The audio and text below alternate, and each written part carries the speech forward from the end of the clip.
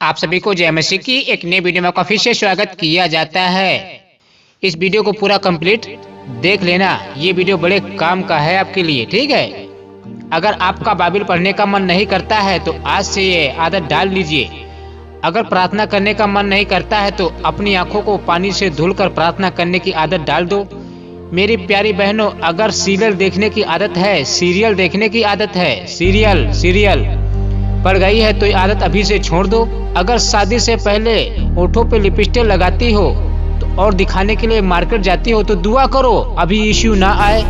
अगर आप मुंह से गाली निकालते हो तो अभी से बंद कर दो। और गुटखा चबाना, बीड़ी शराब की लत पड़ गई है तो अभी से धीरे धीरे छोड़ दो और प्रार्थना करो इश्यू अभी ना आए। अगर आपके पास टाइम है तो धन्यवाद करो उस परमेश्वर का जो अभी तक आपको जिंदा रखा है। ना जाने आज कितने हजारों लोग बिना सुसमाचार के मर गए होंगे और तड़प रहे होंगे धनवान की साइड में। अब उनके पास दूसरा कोई अवसर नहीं है मन फिराने का, क्योंकि वचन बताता है एक बार मरना और उसके बाद सिंहासन के सामने न्याय होना बहुत जरूरी है। वीडियो को पूरा देख लेना। मैं आपको जो भी इस वीडियो में बोलूंगा उसे बड़े ध्यान से सुनना और समझने की कोशिश करना, क्योंकि समय कम है और दिन बहुत खतरनाक है। मसीह विरोधी के दिन में यीशु आपको जिंदा जलाएगा। अगर यहाँ पर छूट गए तो बताता हूँ आगे क्या होगा। रैप्चर के बाद मसीह विरोधी के दिन में क्या होगा इस पृथ्वी पर, जब परमेश्वर इस पृथ्वी पर अपना चौथा कटोरा उंडेलेगा तब क्या होगा बताता हूँ। गलती से भी यहाँ पे रह मत जाना, ओके। तो सुनो, जैसे प्रकाशित वाक्य 16 अध्याय उसका 8-9 बताता हूँ। यहाँ पर इस प्रकार से लिखा हुआ है। उससे पहले मैं आपको एक बात बता देना चाहता हूँ, व्यभिचार और गंदी लत अगर पड़ गई है तो छोड़ दो। परमेश्वर के मंदिर को नष्ट मत करो, वरना परमेश्वर आपको नष्ट कर देगा। अगर आपके पास अभी तक गर्लफ्रेंड या बॉयफ्रेंड है तो अभी से उसे अलविदा कह दो। शादी से पहले हनीमून मनाने की सोच दिमाग से निकाल दो। गेट के सामने वाली लड़की को छेड़ना बंद करो। छत के ऊपर जाकर लड़कियों को देखना बंद करो, वो लड़की ही आपको नर्क में ले जाएगी। अगर आपके पास समय नहीं है तो समय निकाल कर वीडियो पूरा देख लेना, क्योंकि इस काम का मैं कोई आपसे पैसा नहीं लूंगा, क्योंकि परमेश्वर ने मुझे सेहत में ज्ञान दिया है और मैं आपको सेहत में ही दूंगा। तो मैं पहले आयत देख लेता हूँ। जैसे प्रकाशित वाक्य 16 अध्याय उसका 8 और 9 बताता हूँ। जिंदा परमेश्वर जलाएगा अगर यहाँ पे रह गए तो बताता हूँ। मसीह विरोधी के दिन में जब परमेश्वर अपना चौथा कटोरा उंडेलेगा इस पृथ्वी पर तब क्या होगा बताता हूँ। चौथे स्वर्गदूत ने अपना कटोरा सूर्य पर उंडेल दिया और उसे मनुष्यों को आग से झुलसा देने का अधिकार दिया गया। मनुष्य बड़ी तपन से झुलस गए और परमेश्वर के नाम की जिसे इन विपत्तियों पर अधिकार है निंदा की, पर उसकी महिमा करने के लिए मन न फिराया। अब बताइए, इस पृथ्वी पर जब परमेश्वर चौथा कटोरा उंडेलेगा इस पृथ्वी पर, परमेश्वर सूरज की इतनी तपन हार्ड बना देगा, उसको इतना गर्म कर देगा कि वह आग का गोला बन जाएगा।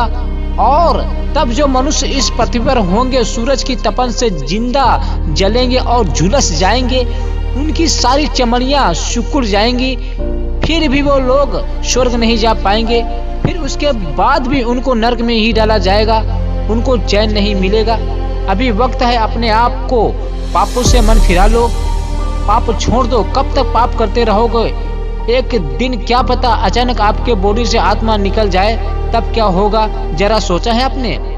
अब यीशु ने क्या कहा था याद दिलाता हूँ, अगर आपको याद नहीं है तो दिला देता हूँ। जैसे मत्ती 5 अध्याय उसका 29 वचन में यहाँ पर इस प्रकार से लिखा हुआ है, यदि तेरी दाहिनी आंख तुझे ठोकर खिलाए तो उसे निकाल कर फेंक दे, कि तेरे अंगों में से एक नष्ट हो जाए और तेरा सारा शरीर नरक में न डाला जाए। इसका सही अर्थ बताता हूँ। अगर आपको ऐसा लगता है कि मेरा खुद का मोबाइल ही जो मेरे हाथ में है आपको पाप का कारण है तो इसको कम यूज करो। अगर आपको ऐसा लगता है कि मैं उस लड़की के कारण ही पाप कर रहा हूं तो उस लड़की को छोड़ दो।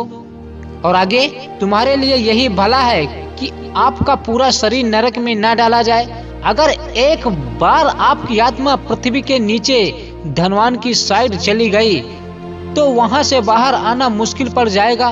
30 आयत में क्या लिखा हुआ उसको देख लेते हैं। यदि तेरा दाहिना हाथ तुझे ठोकर खिलाए तो उसे काटकर फेंक दे। हमें दाहिना हाथ नहीं काटना है, ओके। क्या काटना है बताता हूँ। जैसे कुलुस्सियों 3 अध्याय उसका 5 वचन, वीडियो के लास्ट तक बने रहे। अगर चैनल पर नए हैं तो चैनल को सब्सक्राइब करें, वीडियो को लाइक करें, वीडियो को अच्छा लग रहा है तो वीडियो को शेयर कर दें। जैसे कुलूसियों 3 अध्याय उसका 5 वचन बताता हूँ, ठीक है भैया। यहाँ पर इस प्रकार से लिखा हुआ प्रभु यीशु कहे गए हैं, इसलिए अपने उन अंगों को मार डालो जो पृथ्वी पर है, अर्थात व्यभिचार, अशुद्धता, दुष्कामना, बुरी लालसा और लोभ जो मूर्ति पूजा के बराबर है। इन्हीं ही के कारण परमेश्वर का प्रकोप आज्ञा ना मानने वालों पर पड़ता है। बस इतना काटना है आपको, ना कि हाथ पैर काटना है आपको, ना कि अपनी आंख निकालना है। अगर आप हाथ पैर काट लोगे तो खाना कैसे खाओगे भैया? बाइबल कैसे खोलकर पढ़ोगे? हाथों से खोलकर कैसे पढ़ोगे? प्रभु क्या कहता है उसे समझो, एक दूसरे को आयत मिलाकर पढ़ो, तभी समझ में आएगा। मैं आपको एक बात बता देना चाहता हूँ कि जब तक आप अपने पापों को हमेशा के लिए छोड़ नहीं दोगे तब तक आप पवित्र जीवन नहीं जी पाओगे। अगर परमेश्वर के पास आना चाहते हो तो अपने सारे पापों को अलविदा कह दो, क्योंकि परमेश्वर इस पृथ्वी को नष्ट करने वाला है, सारे मनुष्यों को नष्ट करने वाला है। तो आप उन सारे मनुष्यों के साथ जिनको पता ही नहीं कि सच्चा परमेश्वर कौन है, तो आप उनके साथ अगर यहाँ पे रह गए तो आपको भी मरना पड़ जाएगा। इसलिए जब यीशु आए तो उनके साथ निकल जाना, हमें तैयारी बना के रखना है। परमेश्वर इस पृथ्वी को हमेशा हमेशा के लिए नाश करने वाला है, इसकी जगह पे नया आकाश नई पृथ्वी बनाने वाला है। इस पृथ्वी पर जितने मनुष्य हैं उनको समाप्त करने वाला है, तो आप लोग उनके साथ ना मरे। इसलिए परमेश्वर का वचन कहता है, 1 यूहन्ना 2 अध्याय का 1 वचन, हे मेरे बालकों, मैं यह बातें तुम्हें इसलिए लिखता हूँ कि तुम पाप ना करो, और यदि कोई पाप करे तो पिता के पास हमारा एक सहायक है, अर्थात धर्मी यीशु मसीह, और वही हमारे पापों का प्रायश्चित है, और केवल हमारे ही नहीं वरन सारे जगत के पापों का भी है। यदि हम उसकी आज्ञाओं को मानेंगे तो इससे हम जान लेंगे कि हम उसे जान गए हैं। जो कोई यह कहता मैं उसे जान गया हूँ और उसकी आज्ञाओं को नहीं मानता, वह झूठा है और उसमें कोई सत्य नहीं। पर जो कोई उसके वचन पर चले उसमें सचमुच परमेश्वर का प्रेम सिद्ध हुआ है। इसी से हम जानेंगे कि हम उसमें हैं। जो कोई कहता है कि मैं उसमें बना रहता हूँ, अगर आप परमेश्वर के पास आना चाहते हो और परमेश्वर से प्रेम रखते हो तो भैया उसकी आज्ञाओं को आपको मानना पड़ेगा। इस संसार के पीछे मत चलिए, क्योंकि ये संसार आपको ही डुबा के ले जाएगा। अरे जब परमेश्वर स्वर्गदूतों को नहीं छोड़ा जिन्होंने पाप किया है, उनको कैद में हमेशा हमेशा के लिए डाल के रखा है, अंधकार में डाल के रखा है। अरे जब स्वर्गदूत लूसीफर ने परमेश्वर से बलवा किया, लड़ाई करने की सोची और उसका सिंहासन लेने की कोशिश की, हड़प करने की कोशिश की, तो परमेश्वर ने लूसीफर को और उनके दूतों को तक नहीं छोड़ा। तो आप किस खेत की मूली हैं? परमेश्वर के वचन के खिलाफ जो जाएगा बहुत महंगा पड़ेगा उसको। यहोवा के हाथों में पड़ना एक भयानक बात है। जब सूर्य चंद्रमा ये थरथराते हैं, कांपते हैं, तो हमारी तुम्हारी औकात ही क्या है? वो परमेश्वर, सर्वशक्तिमान परमेश्वर स्वर्ग में बैठे बैठे इस पृथ्वी को भूकंप के द्वारा हिला देता है। इतनी बड़ी मिट्टी, इतनी बड़ी दुनिया को हिला कर रख देता है। दुष्ट आत्माएं उसके सामने थरथराती हैं, सूर्य चंद्रमा सब काले पड़ जाते हैं, सारे स्वर्गदूत उसके अधीन हैं। तो हम किस खेत की मूली हैं? हमें भैया डरना चाहिए, यहोवा का भय मानना चाहिए। उसके हाथ में पड़ गए तो कोई नहीं छुड़ा सकता है, कोई नहीं छुड़ा सकता है। अगर यीशु ने कह दिया ये आग ना बुझे, यीशु ने कह दिया अगर ये कीड़े ना मरे, तो भैया उनको मारने वाला कोई माइका लान नहीं है। परमेश्वर मसीह विरोधी के दिन में रैप्चर के बाद सूर्य चंद्रमा पृथ्वी को सबको काला करने वाला है। आकाश से नक्षत्र तारे टूट टूट कर इस पृथ्वी पर गिरने वाले हैं, मनुष्य नाश होने वाले हैं। तो आप लोग उनके साथ क्यों मरो? उससे पहले यीशु के साथ निकल जाइए, क्योंकि आपको पता है कि यीशु मसीह परमेश्वर है। अगर जानबूझकर अगर आप स्वर्ग नहीं जा पाए तब तो बहुत महंगा पड़ेगा।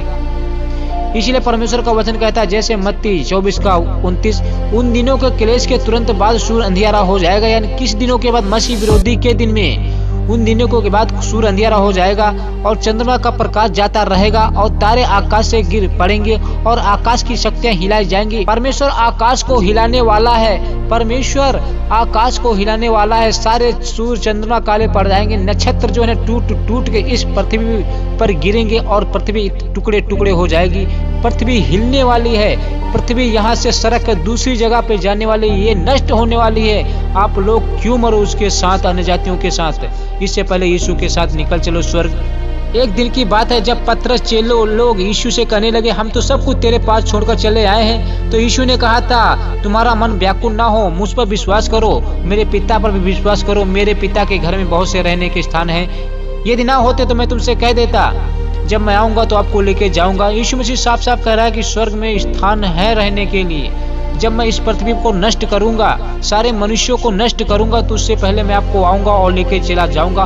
फिर नया आकाश नई पृथ्वी बना दूंगा, फिर वापस मैं इसी पृथ्वी पर आऊंगा। हमेशा हमेशा के लिए रहेंगे आप लोग।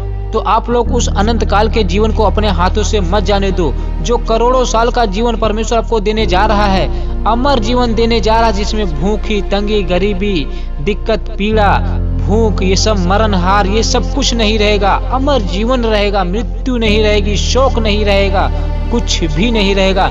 तो भैया हमें वो अनंत काल का जीवन चाहिए, ना कि ये सांसारिक जीवन। इसलिए सच्चे परमेश्वर के पास आइए, क्योंकि यीशु के सिवा दूसरा कोई परमेश्वर है ही नहीं जो आपके पाप क्षमा कर सके और आपका उद्धार कर सके। यीशु ही एकलौता परमेश्वर है और आपको पास बुला रहा है। और उसके पास आइए और यीशु से सच्चे मन से प्रार्थना कीजिए और सारे पाप यीशु को बताइए और बोल दीजिए, हो गई मुझसे गलती, अब तो खुदा तू मुझे माफ कर दे। यीशु आपको माफ कर देगा, क्योंकि यीशु के पास ये अधिकार है कि आपके पाप क्षमा कर देगा, क्योंकि यीशु के सिवा दूसरा कोई परमेश्वर है नहीं। दी एंड, नो मैसेज। आमीन।